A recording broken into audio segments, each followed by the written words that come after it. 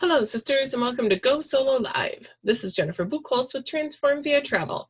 It's time to sit back, grab a cup of coffee, and enjoy my conversation with Talek Nantes as she shares about how she's been a solo traveler since before birth. Welcome to Go Solo Live. Don't you mean go solo live?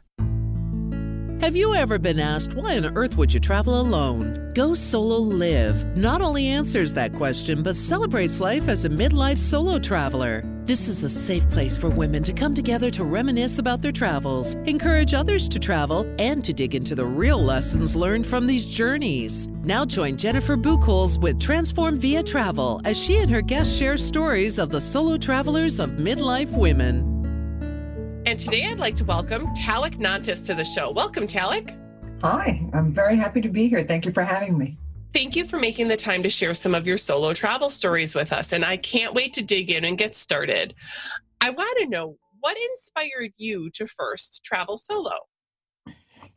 Okay, it was not up to me. My mother was pregnant with me about, 8 months pregnant when she traveled from Cuba to New York City, where she gave birth to me. So it wasn't up to me.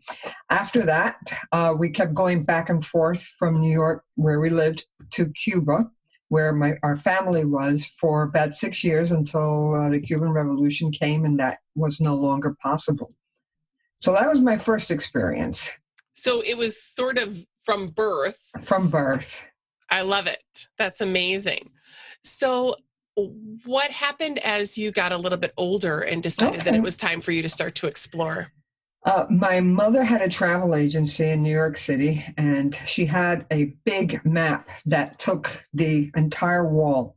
And I would stare at that forever. And I would imagine what things were like in places like Fiji. For some reason, I had focused on Fiji, I focused on Libya, all these bizarre places that I look back on now. And I said, well, what did this 9-year-old kid have that inspired her to focus on these particular places as opposed to the logical, Paris and London?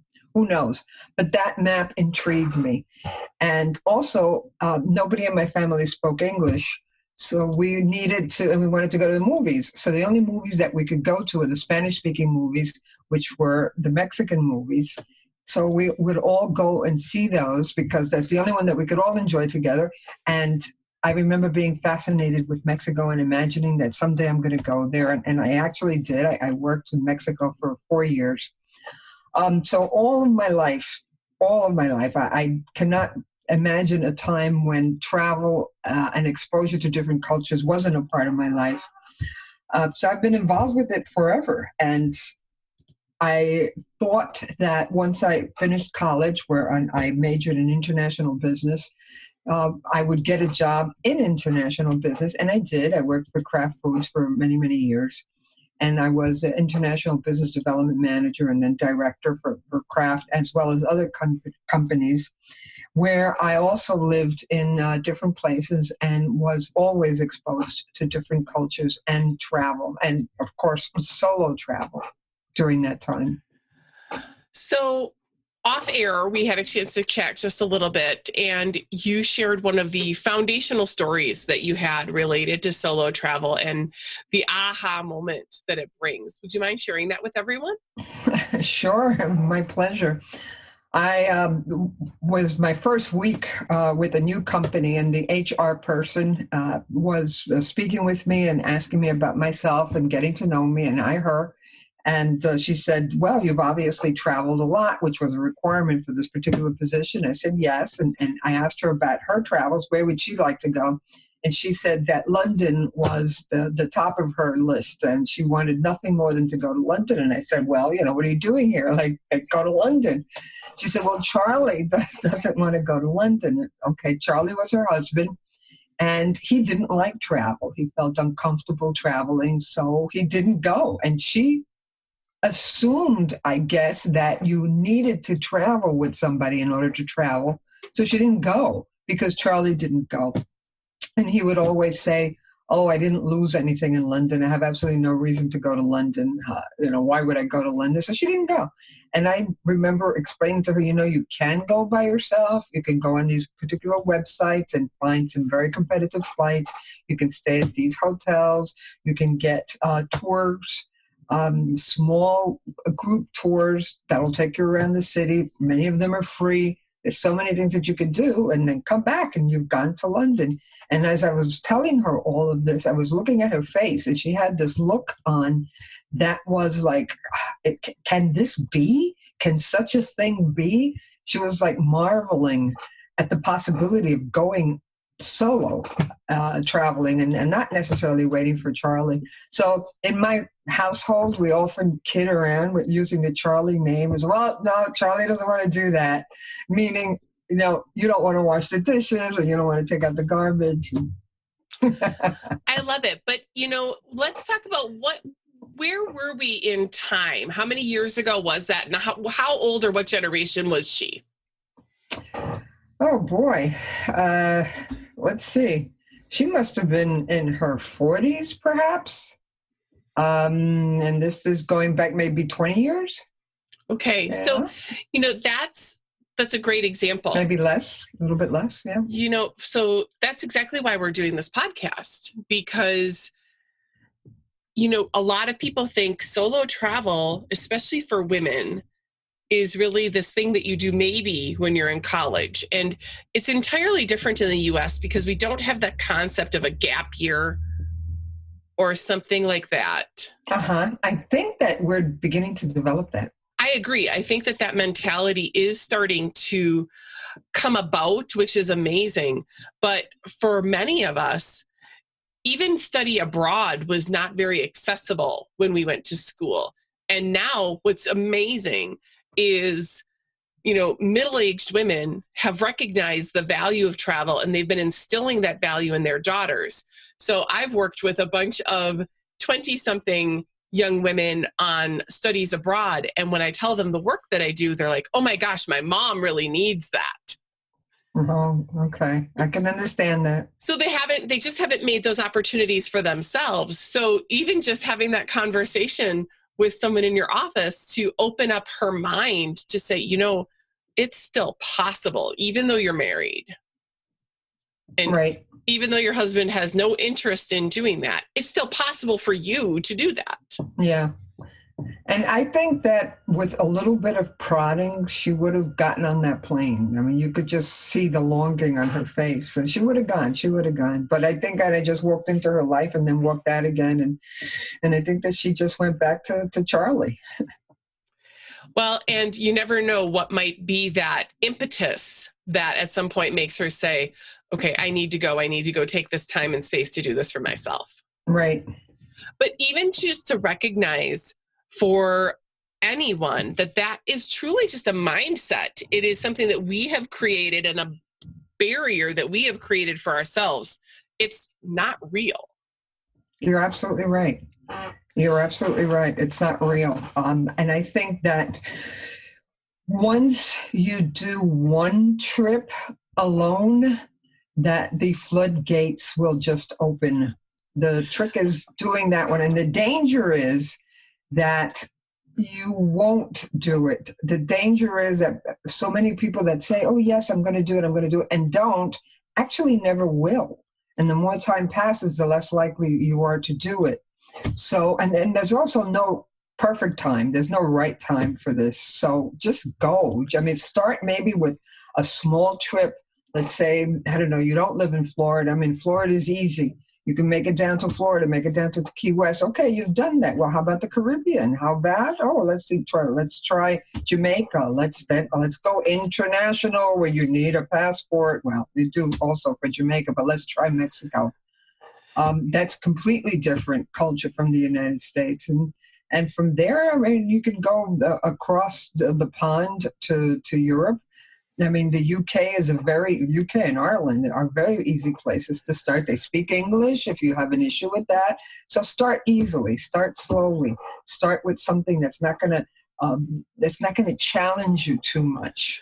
Exactly. So those first trips were more challenged by just the very idea of, okay, I'm doing this alone and I've got to figure out all of this stuff. I've got to do all the planning on my own. But then you can also say, and I get to make all the decisions on my own. It's two sides of the same coin. But you establish a comfort level and then you take the next step.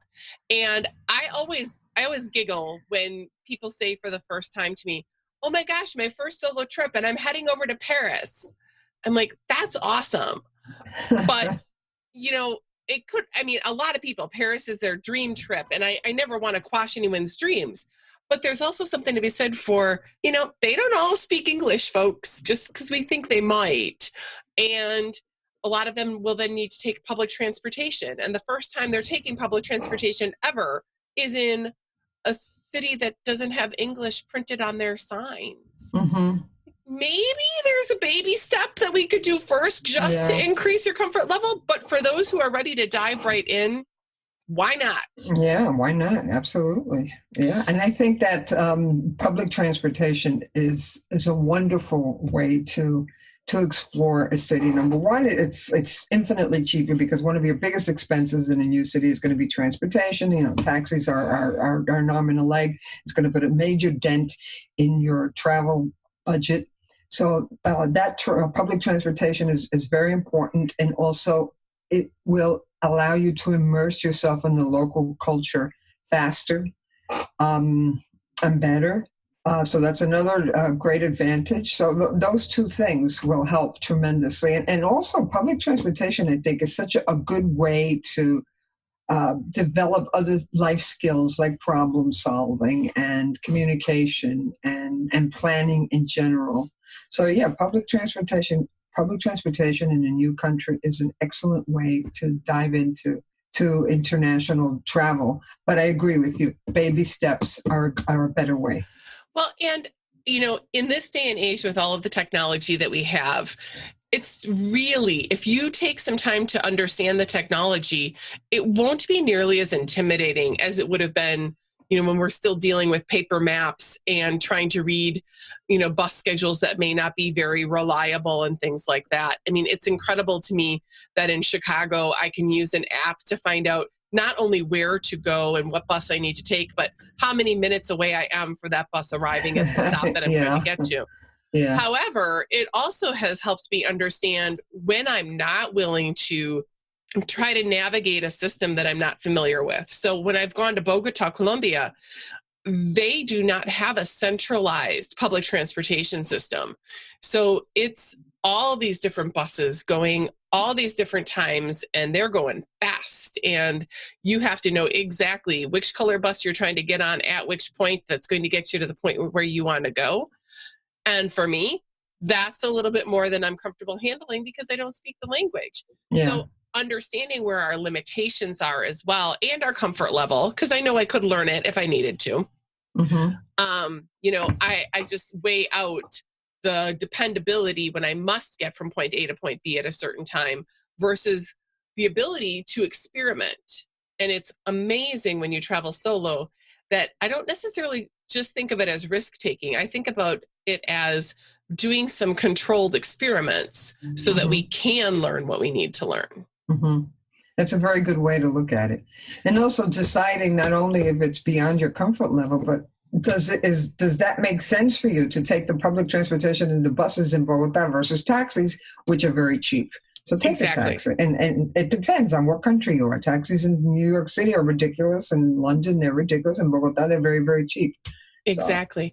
So when I think about doing some of that experimentation, one of the things that I do when I go to a city for the first time is I like to do some sort of walking tour or bicycle tour or even a bus that just does a loop so I get a sense of where I'm at. When you go somewhere for the first time, what are some of the things that you do to get your bearings straight?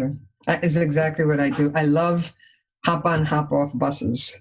A city that has this, that's my first thing. You do get your bearings. I find that very helpful. That's one. That's probably my favorite. I think that it's very good value for your money, especially if you're there for like 2 days and you can buy a 2-day ticket, hop on, hop off. It's going to hit all of the major locations that you want to see. If you've done some research beforehand, there's probably little interesting neighborhoods also that you can see on that tour. So that's one. Another one is that a lot of cities have free tours, free walking tours. London has it, New York has it, Tokyo has it. I'm sure that I'll think of other cities, but that's also fantastic. And even if it's not free, even if it's like some minimal charge, you're there for like whatever it is, 2, 3, 4, 5 hours with a group. Probably English is going to be the major language, the common language, so you can share ideas and concepts with people.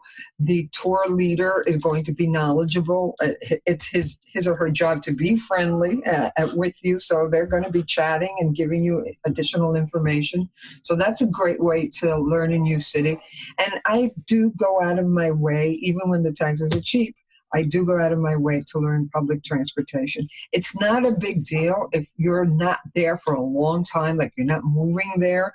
All you're going to need is a couple of routes. So Yep. you need 2 or 3 routes, and from there you can walk to wherever else you're going.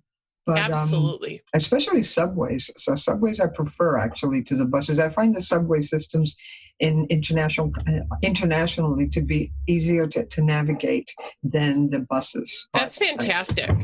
So the other thing I love about working with a tour guide is that you can really pick their brains. If you want to go find the best Chinese food in whatever place you are, just because you're craving Chinese food, the tour guide is the one who's going to be able to tell you that. Yeah, absolutely. We were just in Reykjavik, Iceland, and we took a tour to a place called Vik Beach, which is a very nice beach where the sand is black, and they have some very interesting rock formations. So we went there, and the tour guide was on a bus tour. The tour guide was explaining different things to us, and we just asked him, hey, where should we go for dinner tonight? He mentioned, go to this particular place. When we got there that night, half of the people that were on the bus were there. So everybody had the same idea. So, and we were saying to ourselves, it's amazing how a simple comment from a tour guide can influence the revenue of this restaurant for probably the entire week. Absolutely. Yeah, but he was right. It was a fantastic restaurant. Well, and, I'm thrilled if they have a great recommendation and it's a little bit off the beaten path. It often means that I'm going to be saving some money on it. So I'm thrilled to have those kind of recommendations made available. Yeah, absolutely.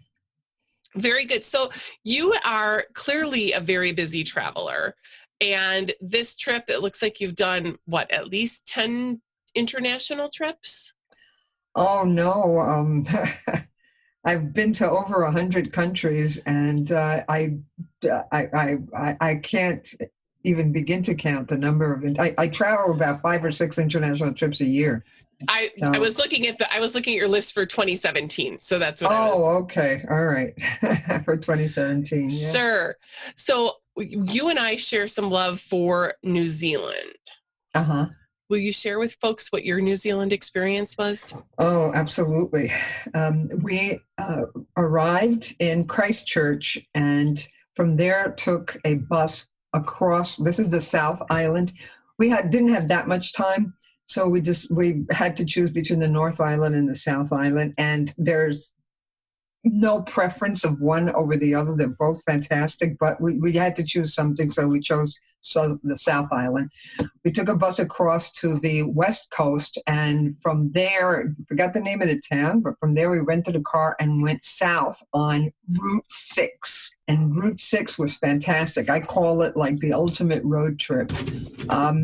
We visited rainforests. We visited glaciers. We took a helicopter ride and flew over glaciers. Great food, parasailing in Queenstown. And there were so many different things to do on that trip. And the location is absolutely gorgeous. The temperature was fantastic. The people were nice. The food was great. There was a little restaurant that we would go on our way to a place called Milford Sound. Absolutely stunning. Oh, it's absolutely, you're right. Absolutely stunning. And it's right across the water from Tasmania, which is an island that I never imagined I would get to, but actually did. But on our way there, the bus stopped at this place and said, oh, if you guys are hungry, there's a little place over there on the corner you could go to. And I'm thinking that it's going to be the most common run-of-the-mill little sandwich place. Pastries, it was meat pastries. Oh my God, it was the most delicious thing I've ever tasted. Aren't they great? Oh, they're delicious. And we laugh about it because we say, and I've written about it on my blog, that I felt like I should stop total strangers in the street and just shove this in their face and say, oh my God, taste this. You have to taste this. You'll never believe it. It was wonderful. Absolutely delicious food. So it's just a great place. My comparison for Americans about Milford Sound is to say that Milford Sound, in a way, is to the South Island of New Zealand as the Grand Canyon is to the U.S.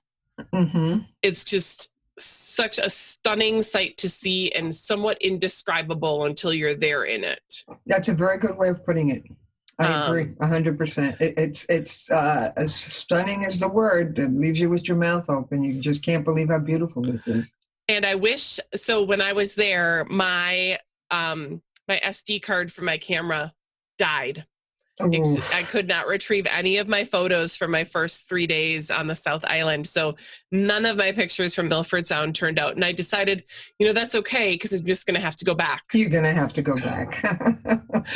And, the meat pies is really just, it's a UK thing that lives in New Zealand. And we ran into a guy named Possum Pete.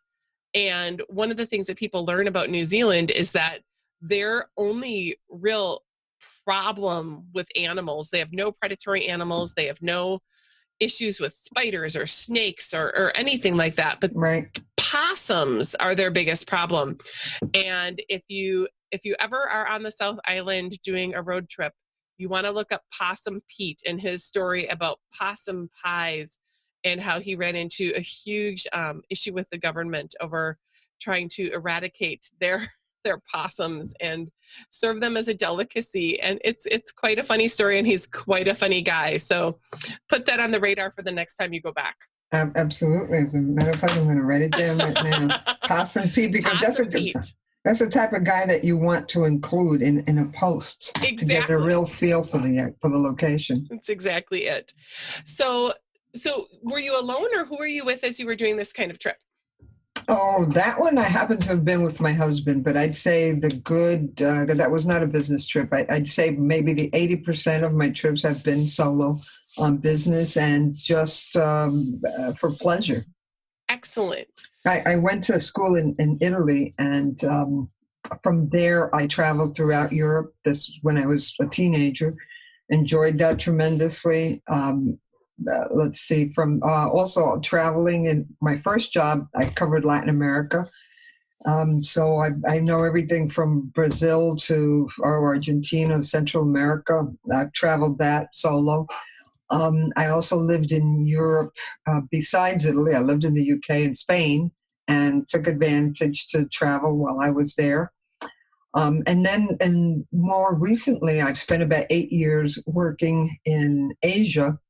And China was my biggest market, and I just love everything about China. It's like, as I would tell people, this is my adopted country. And I learned a couple of words in Chinese, but traveled as much as I possibly could in China. Absolutely loved it. Now, to me, China is a huge, intimidating area. It just feels like a lot of people and a lot of things going on.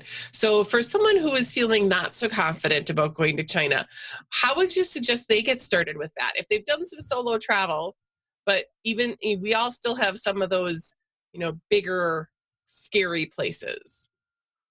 Well, my first trip there was, I was doing some research for a company that wanted to know what was the potential for them participating in a trade show in a city called Ningbo, which was back then, before they built a new bridge, about 4 hours away from Shanghai by train.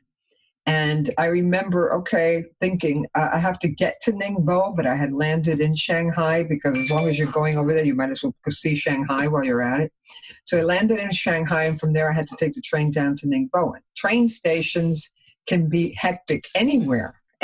People running back and forth. And in China, they're even that much more hectic. But I figured it out, and I realized that the Chinese people could not be kinder. You'd point to a lot of hand signals, a lot of pantomime, a lot of pointing to my ticket and saying, "Oh, Ningbo," with a question mark. And they'd like nod or they'd point me. And some people even took me there. So it was intimidating that first trip.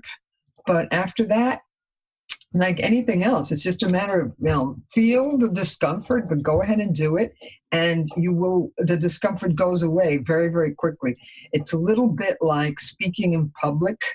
The first few seconds can be a little bit uncomfortable, but it goes away. You get used to it, you get comfortable, and that's pretty much how traveling to places are like. Another example, I was in Dubai and I wanted to buy something in the market. And I walk into the market and I see that it was just thronged with people. There were just back-to-back people. And it was a little bit uncomfortable and maybe a little bit intimidating. But little by little, you start walking into it and you stop at this location and you stop at that vendor and you look at this dress and you look at that scarf, and before you realize it, you're not feeling uncomfortable at all. So I guess the answer is just do it. Just do it. Yeah, you're going to be uncomfortable. Yeah, but feel the fear and do it anyway. Yep. The fear does go away, but the only way it goes away is if you push it away. Absolutely. So when you think about the resources that you use as you're, trying to prepare for a trip, are you a Lonely Planet person? What are your favorite resources? Okay. I like Skyscanner for finding trips. I do a lot of research on flights because flight transportation is the largest expense on a trip. Absolutely. So I try and get as competitive a price as I possibly can. And the secret to that is flexibility. So if you can fly on a Tuesday instead of a Friday afternoon or a Monday morning, you're going to save 20, 30% depending on a bunch of factors. So flexibility is number one. Then comparisons. So Skyscanner is one. Momondo is another one.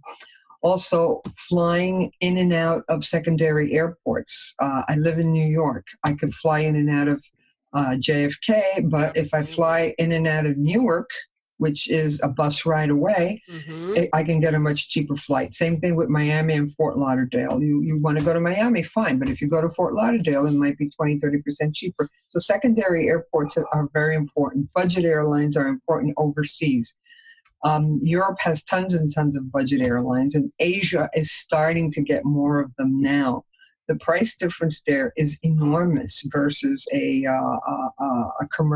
standard commercial airline. So explore budget airlines as well.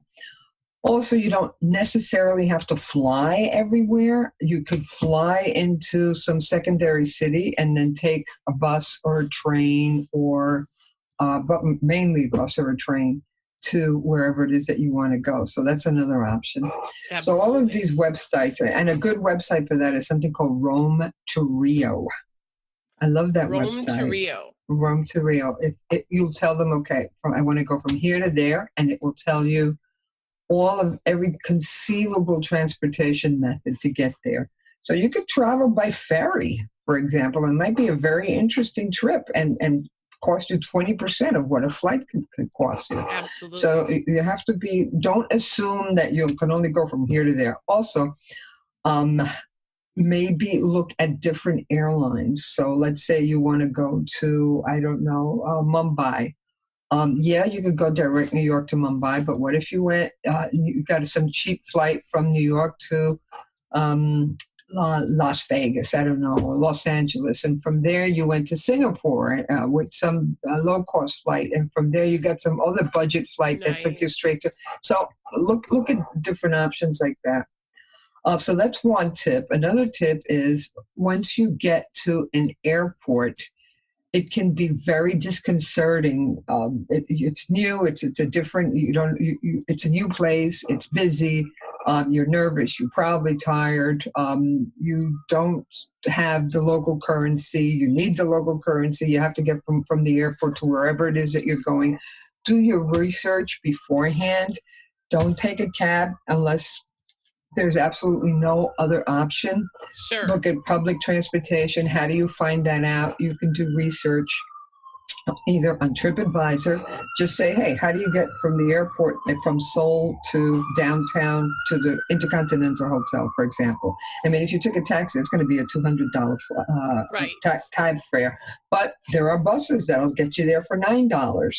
So you don't know that unless you do your research beforehand. So, and also, once you have that information, you have a certain comfort level. You don't have to worry about, oh my God, what's the taxi driver doing? Is he ripping me off? How come? Oh, his meter is not on. Hey, get your meter on, that sort of thing. You want to avoid that. So that's knowing your transportation options when you arrive at your destination is also very, very important. That's another tip. Well, and I'll tell you, that one slipped through my fingers with my last trip. I ended up, I was heading to Galveston to leave on a cruise. And so you fly into Houston. I flew into Hobby Airport. And I just hadn't planned out going from point A to point B and finding that it's about an hour ride. And the super shuttle was $140 and an Uber was $100. And I'm like, I think there's probably a better way. And I sat down in the airport before I went anywhere and I started looking and found Galveston Express for $25. So there you go. But, some of those things that even in the US, when we're doing domestic travel, I think sometimes we take those things for granted. And, I thought it was ridiculous to spend $100 to go from point A to point B in that situation. Yeah. And I was going to figure out a better way. Good for you. Yeah. So you had some other suggestions? Oh, I was going to say maps, maps on your phone. Those are always good. And then there are some countries where you don't have internet, like Cuba, or it's very difficult. It's a big pain in the neck. Mm-hmm. So you want to have your maps that you can access them offline. So that's MapMe will do that. That's one really good option. Those are the ones that come to mind immediately. Well, and what I love is those were just coming right off the top of your head. You have because of all of the travel that you've done, you have a ton of resources that, I haven't heard of every single one of the things that you've shared. So it's really important that folks, look for quality resources that are recommended by other people. Yeah. Well, that's where I get my resources from other people's recommendations, especially bloggers and just research. Just research beforehand, but don't research too much. You don't want to plan yourself to death, or paralysis by analysis or analysis by paralysis. You don't want to do that either because it takes a lot of the spontaneity and serendipity out of it, which is fun. But just do enough that you're not afraid of getting ripped off. Oh, I know. My number one tip for traveling is always, always, always confirm the price of something before you purchase it. It might seem like, of course I would, but rarely do we do that consistently. A perfect example is you'll go to a restaurant and you'll want something that you'll see the menu and the waiter will come and tell you, oh, but today we have such and such.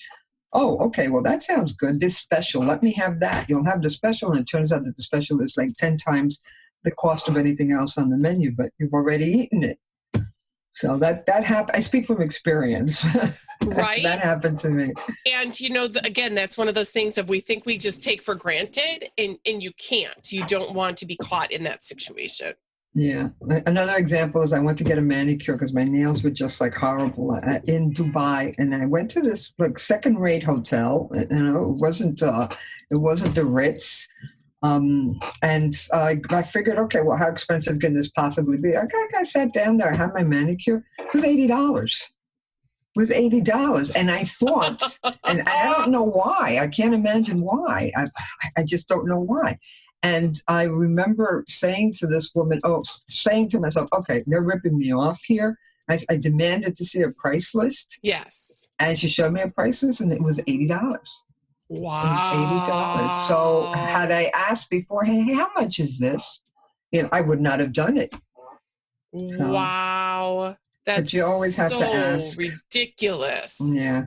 And taxis the same thing. Avoid them at all costs. But if you have no choice, or if you're in a country where they tend to be cheap, find out how much it is. And if he says by the meter, and okay, fine. Well, give me an idea. How much is it going to be? They'll give you. But at least they know that you're asking. Yes. That's what the trick is. They know that you're aware. You're onto them, right? You're not naive. You're concerned about pricing, and that's an issue with you. And that means that, okay, this woman is likely to cause a stink if I charge her twice the amount. So absolutely just reduces the possibilities of getting ripped off a little bit more. You're less likely to be vulnerable. The moment you ask that question, the moment you assert that, they know that you're not just willing to be taken advantage of. Yeah. And here's another little tip that I found. Unfortunately, women are taught to be nice. They're taught to be polite and sweet and not make trouble. And sometimes people that want to rip you off know that and will try and take advantage of that. They'll think like, oh, I can rip her off. What she's going to say. Or they'll say, oh no, this is $10. Thinking that you're not going to say anything, that you'll just say, oh, okay. Yep. People take advantage of women. I hate to say it, but it is true, especially in other societies. So the answer to that is, be assertive and ask questions and say, well, how come over here it says it's only $7? Where are you getting 10? And so forth. I agree. I think that, we don't want to be considered vulnerable, but we are. So, don't let them take advantage of you, and that will continue to teach them that we're not as vulnerable as we appear. Right. And they are counting on us not wanting to disturb the peace or to be impolite. So Agreed. So what's up next for you in terms of travel? What's on your roster coming up? Okay. Let's see, this is November. In January 9th, I believe, I'm going to Patagonia. We're heading down to Argentina first, so it's about 4 days in Buenos Aires. And from there, we are crossing over by bus all the way to the other side of Argentina, the west coast, to Mendoza. And that should be interesting. There is a bus that they call it a sleeper bus, which is like 20% of what the flight would be. And you just sleep on the bus all the way across. It's about a 10-hour trip. And they say that the chairs coaches are completely reclinable. So I'm kind of like looking forward to that. That's a different new experience. Right. From there, we are crossing the Andes also by bus into Santiago de Chile. And they say that particular crossing is one of the most beautiful because you see the mountains. So that should be nice. And from there, going south to Torres del Paine, which is the beautiful mountain peaks in the national park, Chile's national park. And from there, we're going to take a short cruise to Ushuaia, which is considered which is actually the southernmost city in the world. Wow. They call it the end of the world. That's so awesome. That should be interesting. Yeah, that should be very nice. And the good thing is that it's going to be winter. So even though we'll be seeing the icebergs and some of them we'll be seeing them melting and crashing, it'll still be relatively warm. That's incredible. Yes, I'm looking forward to that. Well, we have just gotten started, and I can't believe that our time is almost up. I would love to make sure that people know where to find and connect with you so they can follow your travel tales and find out some of your amazing tips. Where can they find you, Talek? Travelswithtalek.com.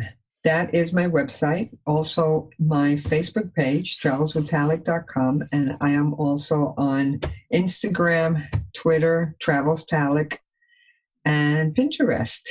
Fantastic. And we'll put those in our show notes as well so people can connect with you and find you. But I definitely appreciate you taking the time to share just a little bit of your stories with us today. I really appreciate it, Talek. No, thank you. It's very kind of you to have me. And I'm also looking forward to seeing and hearing some of the other trips from everybody else. I've seen some of them and they're fantastic. Looking forward to more. Wonderful. Thank you again. Thank you. Wasn't it great to hear the stories that Talek shared with us today? She had so many resources to offer. I hope you were taking notes. If you love these stories and want to help support Go Solo Live, you can do that by making a small financial contribution to the show. There are lots of options with some great gifts of appreciation. Just go to www.patreon.com/GoSoloLive to show the love. That's Patreon.